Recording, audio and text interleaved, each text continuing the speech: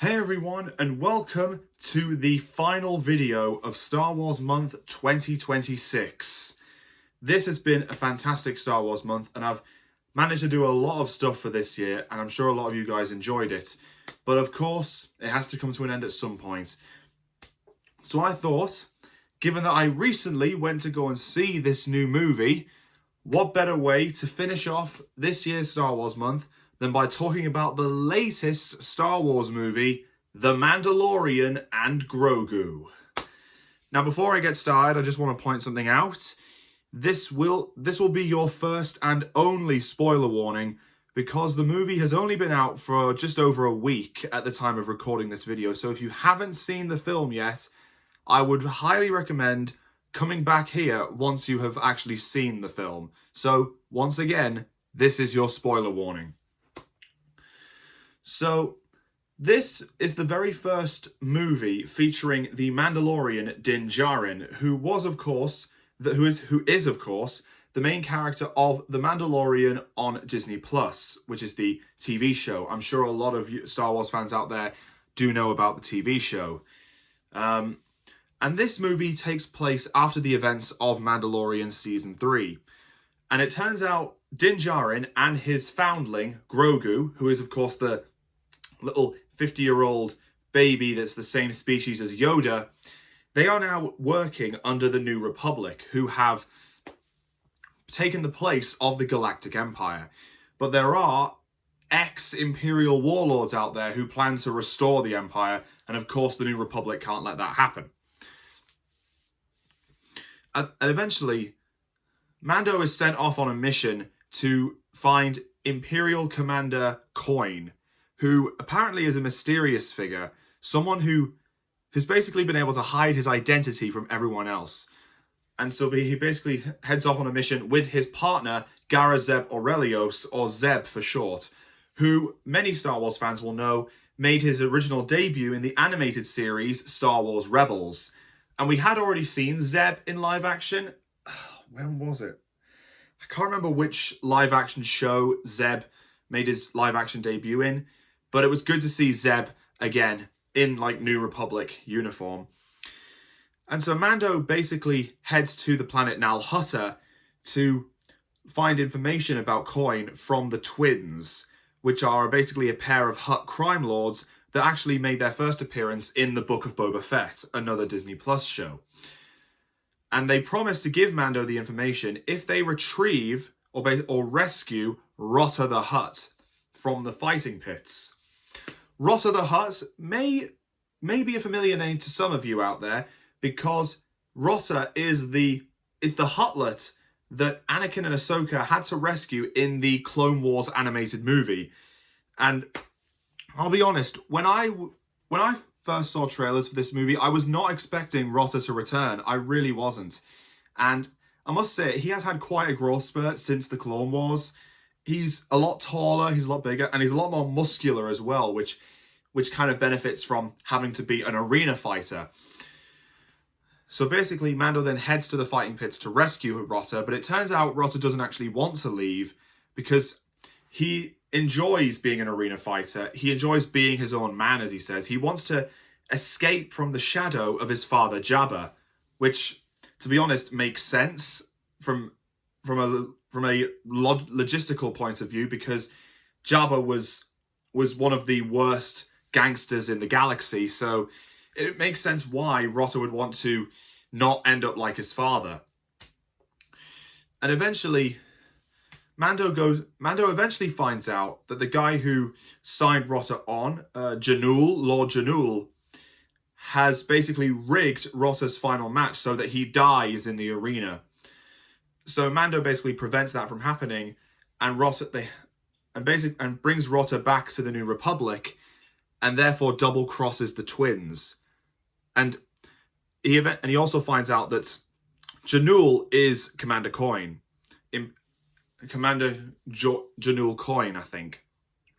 But eventually the twins do find out that Mando double-crossed them, so they send the bounty hunter Embo after him. And Embo made his debut in the Clone Wars animated series. So that brings us another character that the live action movies and TV shows have brought in. Embo is the latest. And then there's a big adventure about Grogu basically trying to rescue Mando from the twins and Embo. And it was basically just one big action-packed spectacle. And honestly, it was quite action-packed, just like the TV show was.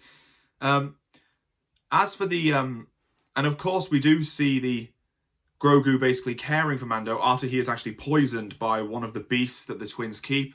He basically stays by his side all throughout the time he is unconscious. And that is dedication. That is dedication. It really is. And eventually he is able to restore him to his full health. And they manage to defeat the twins and free Rotta from their clutches, as they basically want to destroy him to make sure they basically keep a hold of Jabba's criminal empire. Apparently Rotta was next in line after them, so they wanted to keep a hold of their throne. And so they basically destroy the twins are killed, Embo escapes, and Rotta basically decides to go to work for the New Republic, and Mando and Grogu then head off for more adventures. This was a fantastic film, it really was, and I have to admit, as soon as I saw trailers for this movie, I thought to myself, I need to go and see it. I need to, because the Mandalorian TV series on Disney Plus is the best. Like, it's literally the best of the Star Wars shows. And you know what?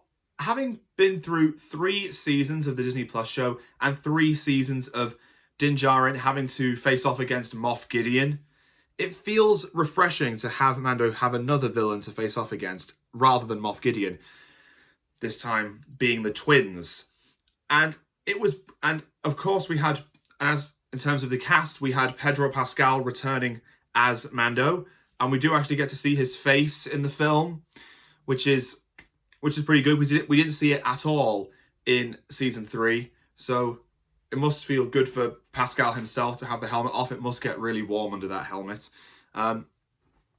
We also had Mando's basically commander being played by Sigourney Weaver, who is of course no stranger to sci-fi herself, being the main star of Alien.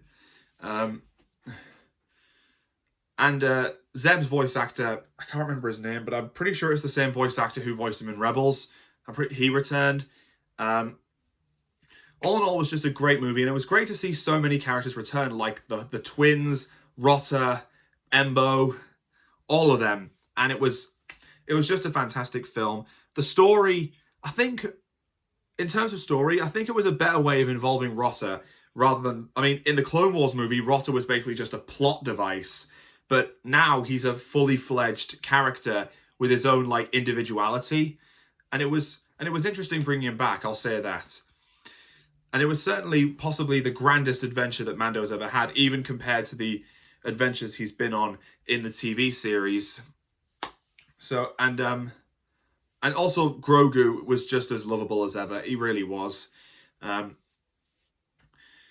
I have to admit, this is actually, it makes me glad that we're getting Star Wars back on the big screen, because we haven't had a Star Wars film on the big screen since Episode 9, The Rise of Skywalker, and that was back in 2019. So it gives me a great pleasure that we're having new theatrical feature-length Star Wars content, and it makes me even happier that it was as good as this. It was genuinely incredible. So I do highly recommend that you guys go and check out The Mandalorian and Grogu, because it is an amazing movie, and I cannot recommend it enough. So guys, that is it for Star Wars Month 2026. I hope you guys enjoyed it this year. Let me know what your favourite Star Wars Month video this year was. If you've seen The Mandalorian and Grogu, let me know your thoughts in the comments down below. And as always, I will see you next time. And until next time, Star Wars Month, may the Force be with you.